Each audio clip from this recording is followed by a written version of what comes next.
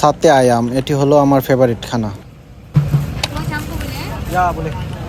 সাপ্তাহিক বাজারের জন্য আজ চলে এসেছি মালয়েশিয়ার একটি রাতের বাজারে, যেটিকে পাসার মালামও বলা হয়। বাজারে যাওয়ার পথটা ছিল অসাধারণ সুন্দর। চারিদিকে ঝিকিমিকি আলো, ব্যস্ত রাস্তা আর গাড়ি চলাচল, সব মিলিয়ে পরিবেশটা ছিল দারুণ।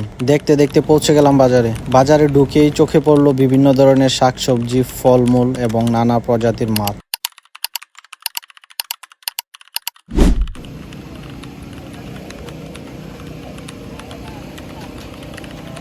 এরই মধ্যে ছিল অদ্ভুত একটি মাছ, যার নাম কুইচা। এই যে কুইচাটা দেখতে পাচ্ছেন, বাংলাদেশে অনেকেই খায় না, কিন্তু এখানে প্রচুর দাম, বাংলাদেশের টাকা প্রায় 1200 টাকা কেজি। এছাড়াও ছিল চাষের কালো মাগুর, যেটা আমি খাই না। বাজারে ঘুরতে ঘুরতে কিছু ডিমুলা ট্যাংরা মাছ কিনলাম। এগুলি আসলে ট্যাংরা মাছ না, গুলশা মাছ, আমাদের দেশীয় মাছের মতোই, তবে সবগুলো মাছের মধ্যে ডিম হয়েছে, যেটা আমার কাছে খুবই ভালো লেগেছে। আরো দেখলাম একটি ডিমুলা মুরগি, কক মুরগি। মুরগিটার দাম ছিল 20 রিঙ্গিত, বাংলাদেশের টাকা প্রায় 600 টাকা।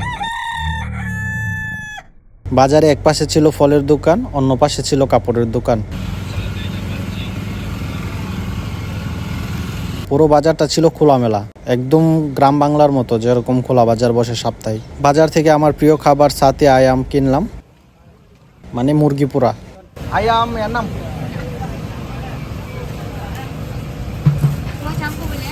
বলে।